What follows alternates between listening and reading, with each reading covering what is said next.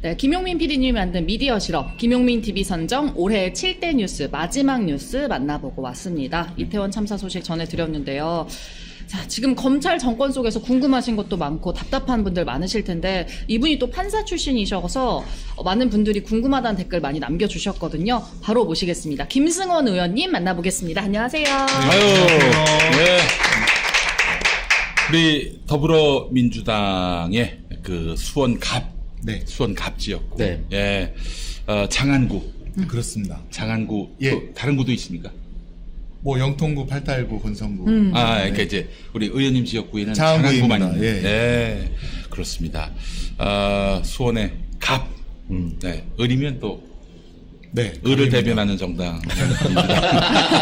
을은 누구니까? 을은. 네. 김영진. 김영진 의원. 백혜련 의원님. 백혜련 의원이시고. 예. 자, 수원갑 우리 김승원 의원님 나오셨습니다. 말씀하신 대로 우리 판사시고요. 네. 지금도 법사위에 계십니다. 그렇습니다. 예, 그래요. 처음엔 법사위가 아니셨죠? 문체위에 있었습니다. 문체위에 계셨다가. 예. 예. 언론 예. 개혁 때문에. 여러분 저 기억하실지 모르겠지만은 이 미디어 바우처 제도를 법안으로 만들려고 하신 분이에요. 미디어 바우처 제도. 정부의 그 광고가 정부가 이제 이거 언론에다가 내는 광고비를 지급하고 광고를 내야 하지 않겠습니까? 대략 1조야. 이거를 정부가 결정하지 말고 국민들이 결정하게 하자. 얼마나 기가 막히면 이것만으로도 어마어마한 언론 개혁 법안이에요. 이 법안 추진하셨던 의원님이시고, 예, 감사합니다. 정확히 기억해 주셔서 네. 너무 감사합니다. 아니 근데 그게 어떻게 됐습니까? 근데 지금 그게? 지금 필요하고 있습니다. 아이고. 내부에서도 반대 의견이 있어서. 반대하는 이유가 뭐예요 도대체? 아니 국민들이 정부 광고를 집행하고 결정한다는. 여기서 반대하는 의원 이름 적어볼까 제가? 국민에 대한 갈라치기, 뭐 그런 우려라고 하는데요. 근데 어차피 30%는 저쪽 콘크리트, 그렇지. 예, 999. 예. 근데 중도에 계신 분들이 좀 예. 바우처를 사용하시면 좋겠다라고 생각했는데 국민에 대한 갈라치기다라고 해서 반대하시는 분들이 좀 있습니다. 이 갈라치기라고 하면 지금은 누구에게 이 광고가 집중되고 있는가 따져보면은 갈라치기라고 주장하는 사람들이 누군지 대략 이제 감이 잡힙니다. 지금 조중동. 네, 조중동이 뭐 그다음 10대 일간지가 정부 광고의 한 60% 이상을 가져가고 있고요. 사실은 이제 독과점 생태계라고 보시면 될 것 그렇지. 같습니다. 예. 언론이 되게 불공정하고. 그렇죠. 예, 그렇습니다. 예. 그래서 이제 조중동이나 이런 그 수구 언론들이 뭐 대부분 다 독식하고 있는 이런 구조에서 양심적이고 정의로운 언론에게 국민이 그 뜻을 담아서 집행하게 하죠. 아니, 국민에게 묻겠다는데 그게 왜 갈라치기를 할 일인지. 예? 지금은 문체부라든가 그 공공기관에서 사실은 정치적인 목적이라든가 여러 가지 사유로 언론에다가 정보 광고를 주는데요. 예, 그렇죠. 사실은 언론이 그래서 정부에 대한 비판이랄까요? 그런 거를 제대로 못하는 면이 상당히 있습니다. 예. 근데 문재인 정부 때는 지멋대로 막 문정부를 비난하고 모독하고 그랬었는데 그때도 변함없이 정부를 그렇게 사납게 물어뜯었던 조중동한테 압도적 그 비율로 광고비를 몰아줬단 말이죠. 네. 예, 참 너무 안타깝지 않습니까? 오창석 씨. 다 끊어냈어야 돼. 다 끊어냈어야 했다. 예, 다 끊어냈어야 했다. 다 끊어내려면은 저기 민주당 내 김승원 의원님 같은 분만 남아야 돼요. 예, 그건 또 가능한 일이 아닌 것 같고. 예. 김승원 의원님 나오시니까 류훈님이 민주당이 일할 수 있게 힘을 실어달라고 또 슈퍼챗을 보내주셨습니다. 네, 감사합니다. 감사합니다. 그 댓글에 자꾸 양상문 감독님 나오셨냐고 물어보셨는데 양상문 좀 감독님? 닮으셨어요. 이제 롯데에 있다가 또 LG 트윈스 감독 하셨던 걸로 기억합니다. 저는 김용민 목사님이랑 닮은 것 같은데 형제 같지 않습니다. 자, 우리 김 의원님이 이제 법사위도 계시고 이 검찰 정권에 아주 무도하기 이를 데 없는 이런 이 만행들을 직접 현장에서 보셨고요. 자, 일단 그 이재명 당대표에 대해서 오늘이 27일이면 내일이네요. 28일 출석을 검찰이 요구했습니다. 이재명 대표 입장은 어떤 것인지, 그리고 이 대표께서는 그 어떻게 해야 한다고 보시는지. 네, 어제 생각을 말씀해 주시면. 이 대표께서 오후 5시 반에 네. 그 기자회견 때 당당하게 임하겠다라고 말씀을 하셨고요. 저도 그것이 맞다라고 생각이 되는데 다만 검찰은 지금 그 기획하고 의도되고 표적 수사를 하고 있지 않습니까? 처음에는 이제 여러분 돌이켜 보시면 쌍방울 관련된 변호사 대납 여기서 20억이 이재명 대표를 변호했던 그 사무실에서 돈이 나와서 네. 이걸로 사실은 이제 네. 이재명 대표를 죽이려고 했다가 네. 그 이재명 당대표의 변호사가 아닌 이남석 변호사라고 이남석 변호사, 이게 저 친윤. 예, 친윤. 예, 네. 친윤이고 진짜 거기 지금 서울중앙지검에 있는 고용곤 차장이라든가 다 그 네. 친한 사람들인데 이른바 A36이죠. 예, 사실은 그 이남석 변호사의 계좌라는 걸 알고 아 뜨거워 하고 이제 뒤로 갔지 않았습니까? 그래서 이제 더 조사를 해보니까 그 쌍방울 사건 수사의 비밀을 검찰 수사관이 이남석 변호사한테 이제 전달을 해서 지금 수원지방법원에서 재판받고 있거든요. 수사관은 구속되고 이남석 변호사는 그 공범으로 해서 이제 재판을 받고 있는데 이제 쌍방울 변호사비 대납으로 하다가 이게 아니다 싶으니까 갑자기 또 대장동으로 해서 남욱 유동규 씨를 불구속으로 이제 풀어주면서 거기서 이제 여러 가지 그 이재명 그 전과는 다른 이재명 당대표와 연관된 진술을 막 이렇게 하게 하고 그러다가 지금 김만배 씨께서 내가 말을 만들어야 되냐, 내가 사라져 줘야 되냐, 뭐 이런 고통과 고민 속에서 극단적인 선택을 했고 사실은 이제 김만배 선배가 저희 초등학교, 고등학교 선배님이신데 아, 그러세요? 예, 수원 분입니다. 아이고. 네. 근데 이제 주위에 저는 뭐 친하진 않지만 친한 제 친구라든가 후배들한테 예. 그동안 고마웠다라는 아이고, 문자 세상에. 메시지를 많이 남기고 그 극단적인 선택을 하셨다 그러더라고요. 아니 그 뭐 일설에 의하면은 네. 검찰이 김만배 씨한테 그 재산을 다 몰수하겠다라는 식으로 협박했다는. 그게 제일 무서운 거죠. 그렇지. 네. 그러면 삶의 의미가 없지. 네. 사실은. 사실은 이제 김만배 선배가 이제 뒤늦게 결혼하시고 아이들도 이제 아이도 있고 어리겠네요. 예, 그 네. 김만배 씨가 주위에 예. 뭐 제가 들은 얘기입니다만은 그래도 최악인 경우에도 3년 정도 고생하다가 나오면 되지 않겠느냐 이렇게 생각을 했는데 지금 검찰의 수사를 보면 그 이상 그리고 모든 수익을 다 몰수하고 왜냐하면 이제 검찰 뜻대로 진술을 안 하니까 예. 예, 그러니까 이제 김만배 씨가 사실 언론인 출신이고 예. 대학 때도 민주화 운동을 했던 아, 그래요? 강단 있는 분으로서 어. 성균관대를 나오셨고요. 또 그분이 이제 좀 철학적 사고를 하시는 분이라고 얘기를 들었어요. 동양 철학가인가? 아, 또 예, 거기 예, 계시구나. 예, 예. 예. 그래서 이제 고통 속에 그런 극단적인 선택을 했는데 네. 사실은 저는 검찰에서 예. 어쨌건 예. 자기 수사 대상이라든가 재판 대상이 그런 극단적인 선택을 하면 네. 사실은 사과를 해야 됩니다. 아, 그럼요. 예, 왜냐하면 우리가 공권력이지 않습니까? 예. 그러니까 어쨌건 그런 선택을 한 거에 대해서 검찰이 사과하고 우리가 미처 챙기지 못한 부분은 반성하겠다 이렇게 나와야 되는데 예. 그 이후로 제가 알고 있기로는 네이버 그러니까 성남 FC 예. 그 수사를 급발진을 했다 그러더라고요. 그 김만배 씨가 이제 극단적 선택을 예, 한 이후에 대장동이 이제 사실은 이제 1월 중순으로 재판이 미뤄지니까 예. 그동안 할 게 없지 않습니까? 예. 그러니까 이제 성남 FC 사건을 갑자기 성남시 관계자들, 예. FC 관계자들 또 기업 관계자들을 네. 하루에도 한 3-4명을 불러다가 아하. 계속 압박하는구나. 예, 수사하고 그다음에 피의자 전환시키고 그다음에 막 해서 그렇게 1-2주 동안 급발진을 한 다음에 28일 날 이재명 당대표를 나와라라고 전화 또 아니고 5통 정도 전화했습니까? 아. 성의 없이 그냥 예. 직원들한테 전화하고 예. 그다음에 팩스 하나 보내갖고 어. 일방적으로 나오라고 형식적으로 우린 통보했다. 그렇습니다. 이러려고. 예. 아. 그랬다는 거고요. 오늘 검찰이 이제 또 다른 의도가 있다라고 저희도 생각이 되는데 오늘 이제 사면 대상자가 이제 발표를 할 텐데요. 네. 네, 이명박 MB. 예 정말 부정부패 네. 화신 그렇죠. 뭐 사실은 이것도 큰 뉴스가 돼야 되는데 네. 이재명 당대표 과연 소환되느냐 안 되느냐가 지금 이제 언론에 크게. 도배가 되고 있고 예. 그다음에 김건희 최은순 씨가 주가 조작에 관여한 흔적들이 재판 과정에서 네. 네. 계속 나오고 계속 드러나고 있는데 있어요, 지금. 그것도 언론에 보도가 묻히고 안 있죠. 되고 묻히고 있고. 예. 그다음에 김웅 의원 그 네. 조작 사건도 네. 지금 명백한 증거가 나오고 검사들이 또 25대의 PC를 PC. 갖다가 네. 갈아엎고 막 그렇다는 거죠. 저장 장치를 빼서 다른 PC에 꽂아서 네. 네. 그 이제 포맷을 시키고 다시 꽂아놔. 그러니까 이 네. 컴퓨터에서 포맷했다는 기록을 남기지 않겠어? 이걸 빼서 딴 데서 가져가서 이거야말로 증거인멸 완벽한 아닙니까? 증거인멸 아니죠. 증거인멸 아니에요 이게? 네. 근데 김 PD님이 말씀해 주셨지만 그 이의동 검사가 또 수사관 증언까지 조작을 하려고 했었고 네, 그렇지. 그것도 그렇습니다. 있었죠. 예. 그 건으로 김웅 건으로. 예. 그러니까 마치 예전에 이제 국정원이 압수수색 들어올 걸 알고 예. 가짜 사무실을 만든 경우도 있잖아요.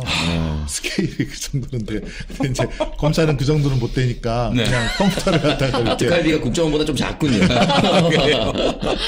야, 국가기관이 총체적으로 범죄단체가 돼가고 있어요. 그러니까 이런 거를 예. 다 덮으려는 예. 근데 그쪽 입장에서 보면 이제 한수죠. 신의 예. 한수라고 보고. 그런데 뭐 이건 좀 다른 이야기일 수 있는데 이렇게 이재명 대표를 죽이려고 한 게 벌써 몇 달째입니까?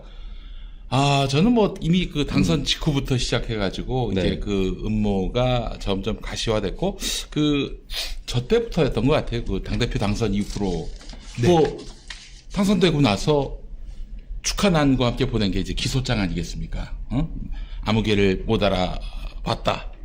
아무개가 누군지 몰랐다라는 거짓말을 했다. 또 박근혜 정권으로부터 협박을 받았다라는 말이 거짓말이다. 이런 걸로 해가지고 이 기소를 했는데 선거법상 당선 목적의 허위 사실 공표로.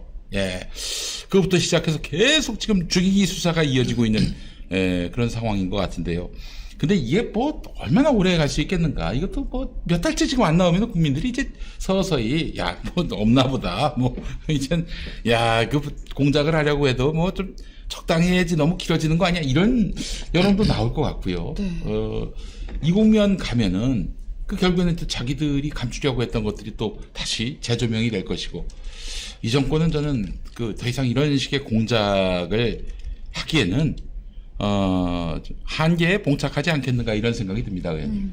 저는 그런 생각이 듭니다. 지금은 이제 이재명 당대표에 대한 표적 수사, 죽이기 이걸 하고 있지만 사실은 민주당 죽이기, 민주당 수사, 죽이기죠. 예. 더 깊은 이고요. 본질은 네. 더 나가면 민주 세력을 말살시키려는 예. 의도가 분명히 엿보이고요. 네.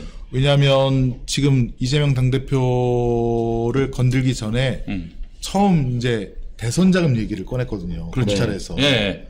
20억인가요? 예. 그게 이제 당대표 경선에 사용됐다라는 이 대장동. 확인되지 않은 그런 언론 플레이를 했고 예. 두 번째는 대선 기간 중 이재명 당대표가 한 발언에 대해서 공직선거법 위반으로 기소를 했는데 잘 아시겠지만 만약에 그게 100만 원 이상 유죄가 나오면 저희 선거 비용을 다 민주당에서 물어내야 되는데 그게 예. 몇십억 되지 않습니까? 예. 사실은 우리 국회의원님들도 우리 민주당 의원들도 이게 이재명 당대표에 대한 죽이기를 떠나서 민주당을 말살시키려는 검찰의 의도가 너무 엿보인다라고에 대한 긴장감이 있고요. 제가 얼마 전에 이제 의총에서 의원님들께 말씀을 드렸는데 지금 성남 FC 수사가 사실은 인허가와 관련된 정말 적법한 예. 근데 지자체 시장이라면 할 수 있는 권한 범위 내에서 한 거고 성남 FC는 그게 후원금이 아닌 광고비로서 네.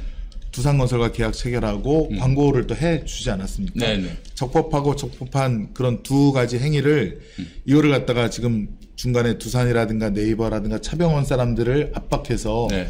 이거를 마치 대가관계가 있는 것처럼 엮어버린 거 아닙니까? 예, 그렇죠. 엮어서 네. 제3자 뇌물죄로 특히나 특가법으로 네. 이제 기소를 분명히 할 텐데 예.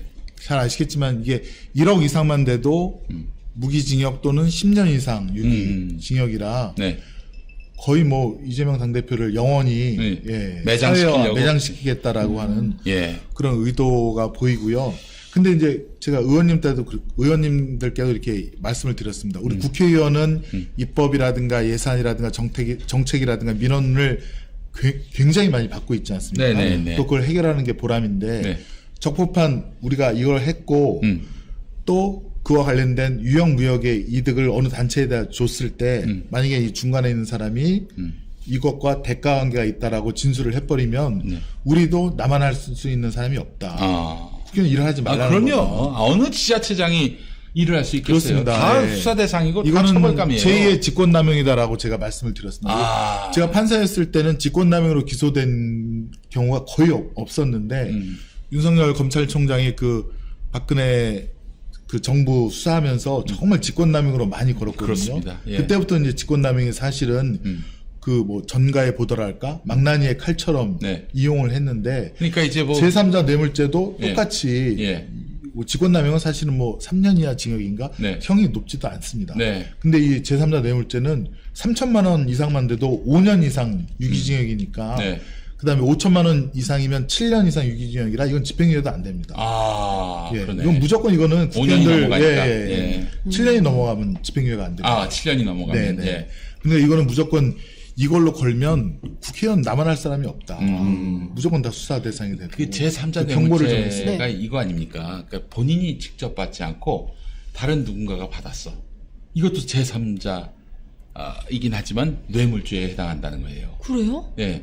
본인이 그러니까 이제 가진 예를 들면은 돈이니까? 성남시장으로서 그 저기 성남 FC를 돕기 위해서 거기다가 내라고 대신에 뭐 우리가 그에 상응하는 행정적 그런 배려를 하겠다.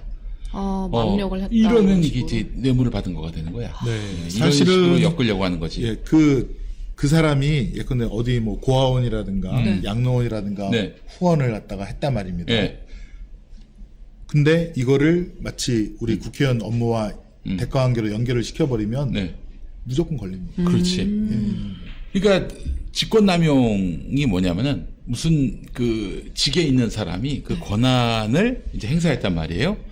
그게 남용이라고 판단되면 다 처벌할 수 있는 거. 그러니까 정말 소에 그 코에 걸면 코걸이, 귀에 걸면 귀걸이일 수 있는 거예요. 근데 그 직권남용으로 거의 처벌하지 않았는데 박근혜 정권 때 일했던 사람들을 어떻게든 적폐청산이라는 이름으로 처벌을 해야 되니까 처벌할 마땅한 어떤 그 근거가 없으면은 비리 근거가 없으면 그냥 직권남용으로 그냥 쑤셔 넣은 거지 한마디로 얘기해서. 네. 저는 이재명 대표님 수사 얘기가 나와서 궁금한 게 있었는데 그 한동훈 네, 장관이 이번에 그 이재명 대표님 수사한 검사들 이름 공개한 거 보고 법치 훼손했다 막 이런 얘기 했잖아요. 네, 그거 네. 어떻게 보세요? 판사 출신이시고 또 법사위에 계시니까. 근데 그 제도가 원래 공개하기로 원래 제도가 완비되어 있었다고 들었거든요. 한동훈 장관은 사실은 지금 법정에서 증인들이 위증죄 처벌을 각오하고 네. 선서한 그런 사안 중에 김건희, 최은순 씨에 대한 정말 주가 조작에 공모했다는 그런 증거들이 연일 나오고 있고 또 김건희 씨보다 관여 정도가 낮은 전주라고 하죠. 네. 돈만 된 사람. 네. 그 사람에 대해서도 구형이 징역 3년인가 5년인가 그다음에 추징금도 몇십억이 되는데 그런 것들을 뻔히 목도하고 있으면서 지금 그런 거에 대해서는 눈을 감고 말 안 하고 이재명 당대표에 대해서는 이런 표적수사 기획수사가 분명함에도 일반 국민처럼 똑같이 나가서 조사를 받으라 라고 하는데 사실은 검사는 객관적인 진실을 밝혀야 될 의무가 있는 어떻게 보면 공익의 대표자입니다. 네. 네. 근데 이제 나가서 이재명 당대표가 나가서 진술을 했을 때 예. 검사들이 그거를 과연 귀에 기울여 줄 것인가 결국은 형식적인 그리고 혹시 말의 실수라든가 네. 그런 것들을 잡아내려고 하는 그런 것이 아닌가라는 생각이 많이 들어서 한동훈 장관이 정말 그런 거에 대한 검사로서의 그 검사들한테 좀 자긍심을 심어둬야 되지 않니? 우리는 공익의 대표자이고 객관적인 진실을 발견해야 될 그런 의무를 갖고 있다. 예. 그걸 먼저 말을 해야 될 것 같습니다. 하여튼 제가 이거 보면서 느낀 건데 김용민이가 고발한 게 이게 엄청나게 그들에게 위협이 됐구나라고 생각이 듭니다. 뭘 고발했냐면은 이재명 당대표가 뭐 이렇게 인터뷰에서 뭐 아무개를 잘 몰랐다. 그리고 박근혜 정권으로부터 외압을 받았다, 협박을 받았다라는 얘기는 또 국정감사 때 한 얘기인데 이 모두가 당선 목적의 허위사실 공표라면서 검찰이 엮었잖아요. 김용민이가 뭘 고발했냐면요. 의원님 혹시 아시는지 모르겠는데 윤석열 씨가 손에 왕자로 해서 네. 논란이 있었을 때 그 무렵 기독교계가 굉장히 실망을 했고 여러 가지로 또 의문을 제기할 때 여의도 순복음교회 가가지고 성경을 들고 가는데 막 목욕 가방 들듯이 이제 들고 들어가서 달랑달랑 들고 가서. 그래서 이제 묻지도 않았는데 그 아내가 구약 성경을 다 외운다. 이렇게 얘기를 했어요.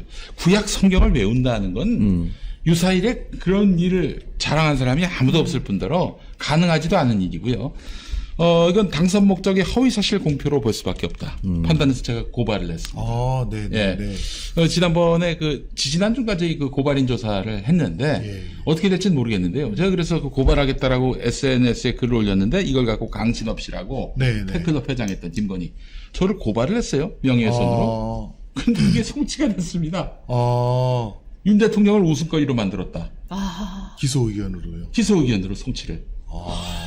아니 이게 교육적이시죠? 이게 무슨 일이야? 아니 예를 들면은 저쪽에서 내가 고발한 걸 가지고 불송치로 끝낸다면은 그것도 역시 말이 안 되는 건데 아니 네. 그 윤석열 발언은 사실입니다.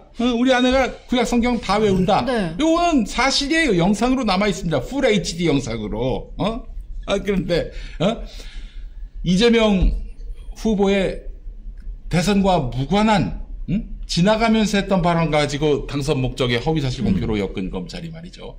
요거 그 기독교인들에게 환심을 사려고 아내가 구약 성경 다 외운다. 네. 신앙심이 아주 매우 깊다라고 얘기한 거는 이거야말로 당선 목적의 허위사실 공표 아닙니까? 네. 이 허위사실이 아니라면은 김건희 경찰 나와가지고 창세기 1장 1절부터 말라기 끝장까지 다 외워야 돼. 근데 말도 안 돼요. 이번 네. 성탄절에 또 윤석열 부부가 네. 그 교회 가서 자기 꿈이 목사였다고 해놓고 그리고 또 불교에 가서 자기는 사실 불자라. 과거에. 아니, 그러니까 이 당황스럽거든요. 부자들은 아주 거짓말이 너무나 천연덕스럽고 아무런 거리낌이 없어요. 그 심지어 대선 후보일 때 그랬거든요. 네네네. 아니 그게 이재명의 그 죄목이 맞다면은 아니 윤석열도 정말 그 죄 아닙니까? 거짓말한 거 아니에요? 네. 거짓말인지 아닌지 김건희가 나가서 해명을 하든지 먼저. 근데 내가 윤석열을 웃음거리로 만들었다고 날 성취를 해버렸어? 그 경찰이. 네. 이게 정말 참 진짜 편하네. 웃어야 될지 말아야 될지. 예. 하나님께 거짓말을 한 거네요. 그렇죠. 가장 중요한 건데. 근데 예. 또 이명수 기자가 네. 김건희하고 서울에서 그 녹취한 게 있잖아요. 예, 여기서도 예. 그 내용이 나옵니다. 아니 구약을 다 외운다고 그 총장님이 말씀하셨던데 했더니 김건희가 부인하지 않아요. 내가 성경을 좀 많이 알지. 그래서 우리 직원들 코바나 컨텐츠 직원들 성경 공부 시켜 내가. 그런 말 했어요. 부인을 안 했어. 네. 부인을 해야 될 거 아니야. 그건 다 근데- 외운다는 얘긴데. 김건희 씨는 코바나 컨텐츠 거기서 이사로 있을 때 네. 사실은 문체부로부터 네. 지원받은 그 돈으로 예. 그 어떤 그 자료 예. 보고 자료를 작성하고 그거를 그대로 베껴서 사실은 그 석사학위 논문 받은 거 아닙니까? 그렇죠. 박사학위인가? 예. 예, 그 뭐 아바타인지 뭔지. 그거 하면 박사할 거예요. 예, 박사. 예. 그 사실은 그 국가의 돈으로 예. 김건희 씨가 아니라 그 직원들이 만든 건데 네. 네. 그거를 자기 개인 논문으로 음. 해서 박사학위 받은 것 정말 아니.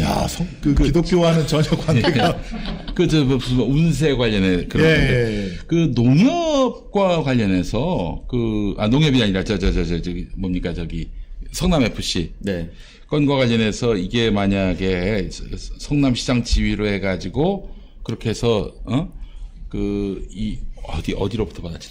두산으로부터 뭘 받았다. 재산단 네, 뇌물이 맞다면은 이건 어떻습니까? 코바나 컨텐츠에 김건희가 대표 아닙니까? 네. 근데 윤석열이 서울중앙지검장이 되고 나서 협찬금이 엄청나게 뛰었어. 이거 제3자 뇌물죄로 봐야 되는 거 아니에요? 수십억이죠. 예. 예. 그건 뭐야 그러면은? 그건 왜 그냥 넘어가? 이 진짜 두산이 성남FC 도운 게 정말 제3자 뇌물죄라면은 아니 성남FC와 성남시장은 한 몸이에요. 성남FC 건으로 해가지고 성남시장으로서 예를 들면 개인이 뭐 이렇게 뒷주머니 챙겼다든지 이러면 진짜 뇌물죄가 되겠지만은 성남시장이 성남시민의 구단인 성남FC를 위해서 이렇게 기여를 한 것이 제3자 뇌물죄가 된다? 이게 자체가 뭐 말이 안 될 뿐더러 이게 뭐 설득력이 없는 건데 이건 서울중앙지검장이 코바나 콘텐츠의 이익을 위해서 뭐 역할을 했는지는 모르겠지만 어쨌든 그 사람들이 남편이 서울중앙지검장이니 내가 이렇게 코바나 컨텐츠 협찬하면 좀 도움을 받을 수 있지 않을까 이렇게 판단해서 협찬금을 줬다. 그렇게 엮을 수 있는 거 아닙니까? 실제로 거기 협찬금 낸 사람들이 그렇습니다. 수사 대상이기도 했고. 코바나 콘텐츠가 그전에는 뭐 후원이랄까요? 네. 그게 이제 뭐 1억인가 2억 이렇게 네. 됐다면 그 윤석열 총장이 되고 나서 네. 검사 중요한 위치에 되고 나서는 제 기억에 수십억이 들어왔고요. 네. 수십억이 들어왔고 또 그때 문재인 정부와 조금 이제 좀 싸우고 있을 때 네. 그때는 또 후원금이 확 떨어지고요. 네. 그러니까 이제 그 사람들이 그러니까 후원한 사람들이 여러 가지 의도라든가 또 목적 때문에 한 것으로 보여서 사실은 그 사람들 진술만 조금 받아내면 재산은 뇌물죄가 되죠. 똑같은 사안이에요. 그러니까 똑같은 결국은 사안이죠. 이제 컨텐츠에 투자를 했다면 검찰총장이나 중앙지검장의 지위와 무관하게 일정하게 후원이 들어왔어야 하는데 그렇습니다. 그러니까 임명되고 잘 나가는 것처럼 보일 때는 막 몰렸다가 그렇습니다. 싸우니까 빠졌다. 이건 사실은 목적을 가지고 준 거 아니야. 그렇습니다. 와이프랑 제3자한테 우회적으로 우리 잘 봐줘라고 저쪽으로 친 거거든요. 그렇지, 그럼 그렇지. 정확히 사안이 동일합니다. 네. 네, 네. 적용한다면은. 아, 더 고약하지. 더 고약하지. 더 고약하죠. 만약에 그 중에 네. 내사를 받고 있거나 네. 수사를 대상자가 있다면 네. 아, 그렇죠. 그거는 뭐 정말로 100%죠. 빼버리죠. 네. 그 부부가 경제 공동체니까 그는 제3자 뇌물죄라고도 보기 어렵지 않나 생각도 들고, 예. 아니, 제가 모르겠습니다. 예, 그냥 뭐. 제2자 뇌물죄. 제2자 뇌물죄. 제2자. 1자는 나고 이제 2자는 네. 아, 그렇지. 제3자는 아니잖아. 제3자로 김건희하고 윤석열이가 제3자는 아니지. 그렇죠. 같은 집에 제3자 살고 관계는 있으니까. 아니지. 예. 알겠습니다. 자, 우리 의원님. 네. 민주당이 좀 변해야 한다 이런 목소리가 매우 큽니다. 예. 초선 의원으로서 참 유의미한 그런 의정 활동 많이 하셨다고 저는 평가하고 네. 김승원 의원님 같은 분을 기술이 좀 발달되면은 한 5개로 쪼개가지고 그렇게 5분의 김승원이 좀 뛰었으면 좋겠다 이런 생각이 들 정도인데 네. 21대 국회 성적을 좀 매겨보신다면 또 다음에는 어떤 사람들이 공천이 돼야 민주당이 지금보다도 더 능동적이고 또 개혁적으로 세상을 바꿀 수 있다고 보시는지. 사실은 저도 그 이해찬 대표님이 만들어 놓으신 시스템 공천으로 경선을 통해서 네. 국회 민주당 후보가 됐고 그래서 당선이 됐는데요. 네. 결국에는 이제 밀실 공천이라든가 또 구태적인 그런 것들은 배제하고 시스템 공천이 좀 정착이 돼야 된다라는 말씀을 드리고 싶고 더 나가서는 지금 이제 소선거구제로 인한 폐해가 그렇지. 상당히 있는 것 같습니다. 예. 예, 그래서 좀 중선거구제라든가 예. 그래서 그 사표를 좀 방지하고 또 영남에서도 그렇지. 또 민주당. 그 민주당 후보가 나와서 영남 또 민심을 대변할 수 있는 그런 것도 저희가 빨리 도입하면 좋지 않을까 예. 이런 생각이 듭니다. 소선거구제는 승자 독식이야. 1등만 그렇죠. 당선이 되는 단 건데 한 표라도 더 많이 얻은 사람이 예. 중대 선거구제는 뭐 서너 명도 당선될 수 있는 그런 뭐 것이고 2등, 3등, 다만 예. 지역구가 넓어지지. 네. 예. 그럼 수원은 어떻게 되는 겁니까? 의원님 시뮬레이션을 만약에 해본다면 중대 선거구제로 간다면 수원은 지금 이제 5명의 의원이 있고요. 예. 예. 5개 지역구. 네, 그렇습니다. 수원 시민들께서 민주당을 선택을 해주셔서 뭐 한마음으로 일을 하고 있는데 네. 만약에 이제 중선거구제로 통합이 된다면 네. 아마 이제 국민의힘 쪽에서도 당선이 될 것이고 그럼 이제 여야 합의라든가 네. 그런 걸 안 할 수는 없는 그러면 구조가 될 민주당 것 후보는 같습니다. 한 명이 됩니까? 그 넓은 수원의 그 선거구에서? 그렇지는 않겠죠. 5명이니까. 예. 5명 다 나올 수 예, 있어요? 헌재에서 네. 이제 그 인구 하한선이 있지 않습니까? 네네. 의원자 수 하한선과 상한선이 있으니까 예를 들어서 60만이라고 치면은 수원은 2개 지역구가 되는 겁니다. 그죠? 수원 이제 100만이라서 20만이니까 3명까지는 가능합니다. 150만인가요? 저희가 125만입니다. 125만. 그래서 5명입니다. 그러면 청내시라서 네, 그렇지. 네, 네. 그럼 3명 정도가 나올 수 있는 건데 5개 지역구가 3개 지역구가 되는 거죠, 그러면? 5명을 뽑을 수 있는 구조이기도 하고요. 예. 그거는 지금 정개특위에서 논의를 하고 있는데요. 예. 그러면 한 지역구에는 민주당 후보가 여러 명이 나올 수 있습니다. 그렇겠죠. 그래서 1위, 2위. 예를 들어 1, 2, 3등이 당선이 된다 그러면은 1등, 2등이 민주당일 수도 있는 거고. 네, 그렇습니다. 그럼 이제 이게 완벽하게 구의원 체제랑 똑같은 거잖아요. 구의원이 뽑을 때 민주당은 1-가, 1-나로 나와서 나번 찍어주세요 해서 1-가나가 동시에 당선된 적이 있거든요. 네. 그리고 국회의원이 그렇게 된다는 시의원인 거잖아요. 경우에. 네. 국회의원도 그렇게 될 수 네. 있는 상황. 이렇게 되면 경상도에서 국민의힘이 완전히 다 독식하는, 싹쓸이하는 이런 일은 막을 수가 있지 않겠는가. 네, 이런. 한 명은 밀어 올릴 수 있죠. 그렇죠. 네. 자, 지금 그 논의가 진척될 수 있을지 다음 22대 총선 때 반영될 수 있을지 좀 지켜봐야 되겠지만은 어쨌든 그 어떤 특정 지역은 특정 당이 독식하는 이런 구조는 좀 바뀌고 네. 제3당, 4당이 또 이제 힘을 좀 얻고 그러면은 사실은 민주당이 마음에 안 든다고 국민의힘을 택하는 이런 비극적인 상황은 없지 않겠는가.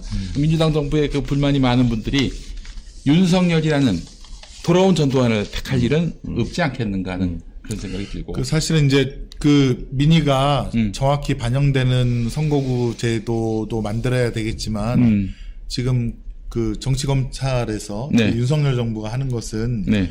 지금 사실 그 무능 그런 것들을 덮기 위한 그 정치 수사 그걸 하고 있지 않습니까? 그렇죠. 예.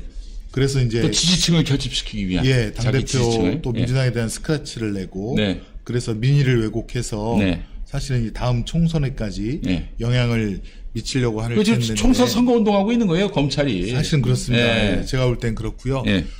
그리고 이미 그거는 2019년도부터 진행이 됐고요. 네. 2019년도부터 문재인 정부 인사들에 대한 수사가 지금 진행이 됐고 네. 내년 2월 달에 이제 선고가 나게 됩니다. 음. 그래서 이제 조국 수석님이라든가 네네. 백원호 비서관님에 대한 수사가 선고가 네. 2월 3일 날 이루어지고 그다음에 도이치모터스 그 주가 조작이 2월 10일 날 네. 이루어지고 또 울산 그 함영 네. 수사라고 하죠. 네. 함영 사건. 예.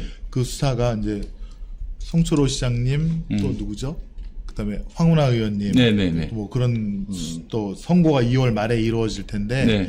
이런 거를 통해서 계속 전 정권에 대한 예컨대 그 뭐 부패 이미지라든가 또 용공 이미지 네. 그걸 갖다가 이제 덧씌우는 여는 작업이 시작이 되고 제가 알고 있기로도 문재인 정부 때 비서관 했던 수석 비서관 말고 비서관들이 한 4-50명 되는데 네. 거의 다 불려갔다고 하는 아이고. 참. 이거. 그래서 지금 예. 속보가 떴는데요. 윤 대통령이 1,373명 특별 사면을 했고요. 지금 우병우, 조윤선, 김기춘, 남재준은 복권이 됐고 김경수 지사님은 복권 없는 사면이에요. 그러니까 사면으로? 복권 없는 사면 그러니까 결정이 났습니다. 이재명 당대표를 28일 날 와라라고 하는 게 이런 것들을 갖다가 다 그 감추기 위한 예. 지금 사실은 우병우 제가 볼 땐 김기춘 씨라든가 최경환 네. 다 돈 받아 먹고 그렇죠. 부패와 관련돼서 제1자 뇌물죄. 예 사실은 예, 제일자죠. 네. 예. 원세훈 아마 시장도 있지 않을까요? 네, 원세훈 찾아보겠습니다. 원장. 예, 전 원장. 예, 전 예. 국장원장이었죠. 예, 예. 그래서 잔형 감형됐다고 나옵니다.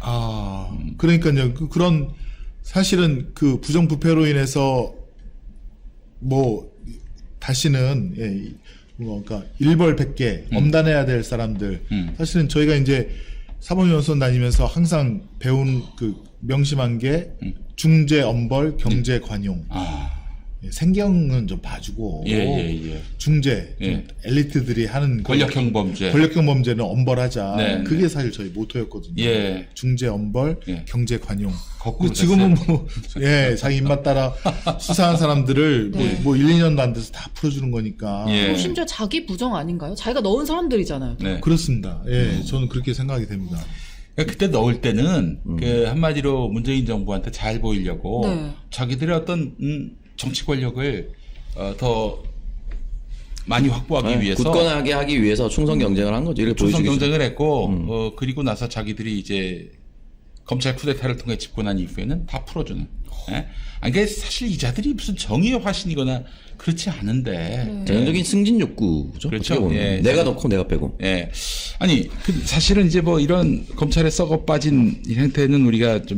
정말 유감없이 잘 보고 있는데 사법부는 어떻습니까? 판사를 또 하셨던 우리 김승원 의원님 보시기에 사실은 이제 인권의 최후의 보루는 사법부이고 정의의 또, 최후의 보루도 그렇습니다. 검찰의 어떤 그런 칼을 적정하게 행사할 수 있도록 통제할 수 있는 건 또 네. 사법부이고. 근데 요즘 저 압수수색 보면은 뭐 그냥 뭐 요청하는 대로 다 그냥 자판기처럼 계속 그렇게 발행을 하는 것 같습니다. 서울중앙법원에 영장 전담 판사가 예. 3명 있는데 네. 한 명은 이제 뭐 제가 들은 얘기입니다만 한 명은 대구에서 와서 거의 뭐 조선일보랑 생각이 같다라는 예. 얘기가 있고요. 예. 또 한 명은 그 판사 회의에서 예. 형사를 안 해본 사람을 이제 영장이 힘드니까 예. 영장으로 보냈다라고 하는데 그분은 좀 그냥 그 무조건 발부 쪽으로 발부. 예, 예. 형사 경험이 없는. 예, 예. 아. 발부 쪽으로 지금 하신다라는 우려가 있고요. 예. 한 분은 이제 그런 그 분위기에 분위기에 눌려서 아니 어떻게 이런 분들을 저기 그 영장 전담 판사에 갖다 유례 없이 지금 거의 저희도 우려하는 게 거의 자판기식으로 예. 신청만 하면 무조건 발부. 아니 그러니까 한국 사회에서 이 구속이라고 하는 게 구속영장 발부라고 하는 게 일종의 범죄자 낙인이거든요. 네. 여보 저기 범죄를 저질렀으니까 구속됐겠지 뭐. 뭐 멀쩡한 사람을 왜 구속시키니? 이게 국민적 상식 체계인데. 네, 지금 국민의힘 논리도 그렇고요. 네. 그래서 민주당사에 대한 압수수색도 네. 지금 몇 번씩 들어오고 예. 심지어는 국회까지 예. 국회까지 지금 압수수색이 몇 번 들어왔죠. 예, 예. 그리고 국회 예. 서버에까지 사실 이제 이게 삼권 분립의 한 축인데 지금 검찰이 너무 그 무소불위에 예. 아니 국회를 범죄가 그 이루어진 공간으로 규정했다는 거 아닙니까? 네네네. 그 압수수색 들어왔다. 그러면서도 그 채널 A라든가 예. 이런 데는 압수수색 못하지 않습니까? 그렇지. 예. 거기는 못하지 않습니까? 예, 막 거부하고 예, 그러면은 뭐 예. 그냥 물러납니다 또. 네, 그런데 물러나고. 뭐 민주당 그 앞에 와가지고 당신들 우리가 적폐청산 수사할 때는 그거 잘한다고 얘기해놓고 왜 이제 와서 딴소리 하느냐. 이렇게 도발까지 하고 말이죠. 아주 레토릭까지 다 준비를 해왔어요 거기서.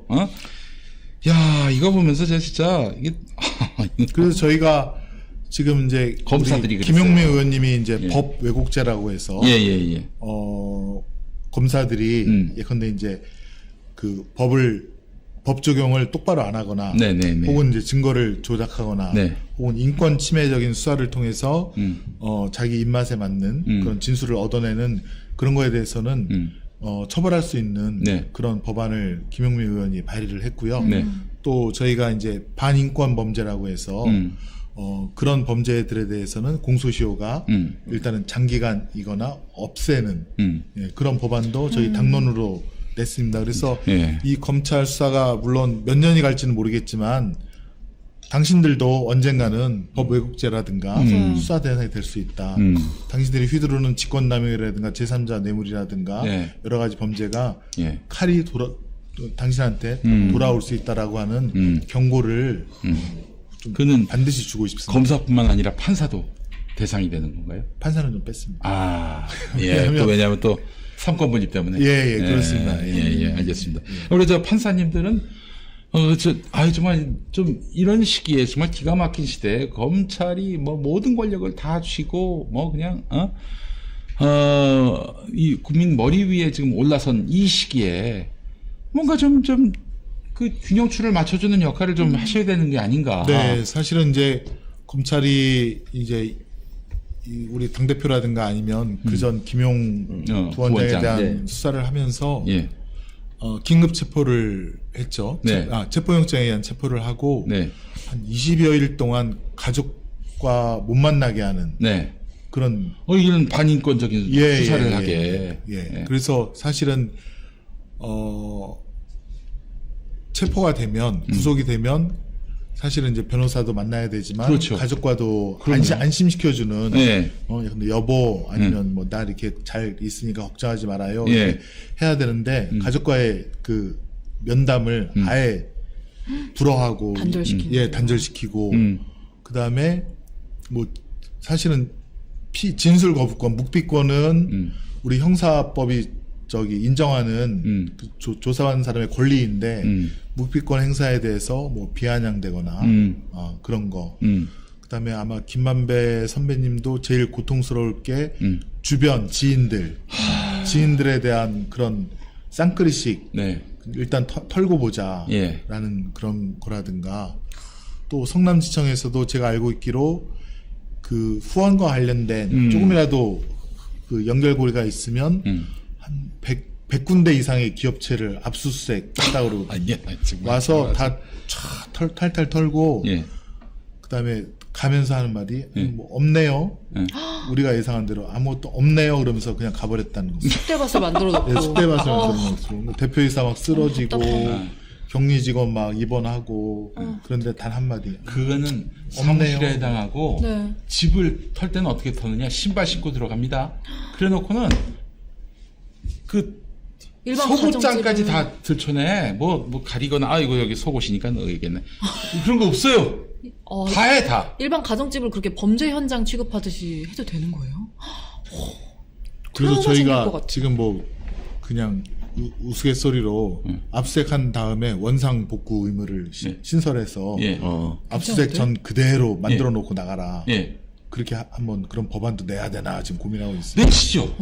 왜냐면 막 그냥 책 다 뭐 들러 엎고 막 옷 하고 다 아시지 않습니까? 그래놓고 네. 니들이 치워라 이거 아니에요 지금. 원상복구 서비스. 네. 저는 해야 된다고 원상 봅니다. 복구 네. 서비스. 예. 네. 자기들이 뭐 스트레스 푸는 것도 아니고 와서 막 다 뒤집어 엎어놓고 없네요? 이게 무슨 일이에요? 오늘 반응이 좋은데요. 저는 사실 아니 의원님 제가 혹시 농담하신 거예요? 하신 거예요? 아니 저는 괜찮은 꽤 괜찮은. 아니 그냥 조심스럽게 뒤지지. 그럼 이삿짐 센터처럼 네. 청소까지 다 하고 가게끔 해야 합니다. 아니 그래야지 지들이 나중에 다시 다 치울 걸 생각하고 그럼요. 그렇게 해야지. 아니 그래야 인권 수사가 가능한 거 아니겠어요? 구두발 자국도 다 닦고 나가게. 그럼 당연하지. 신발 그건. 벗고 들어가게. 신발 벗고 들어오겠지. 깨끗하게 그러면. 예. 원상 복구. 더신 착용 의무화. 아니 근데 저 의원님 정말 그렇게 하셔야 된다. 반응이 너무 좋은데요. 진짜 내볼까? 아니 고통을 당하더라도 그 당사자가 이 사실 수사협조하는 거 아닙니까? 압수수색도요. 이게 뭐 협조인데. 이게 무슨 죄인이라서 처벌받는 게 아니라 수사협조하는 건데 들어와가지고 자신도 아니고 가족의 막 이런 것 저런 거 다 털어간다 그러면은 가족 앞에서 어떻게 면이 섭니까? 맞아요. 가정 파괴예요, 그거는. 예? 이건 반드시 법안으로 만들어 주셔야 할 것 같습니다. 예, 예.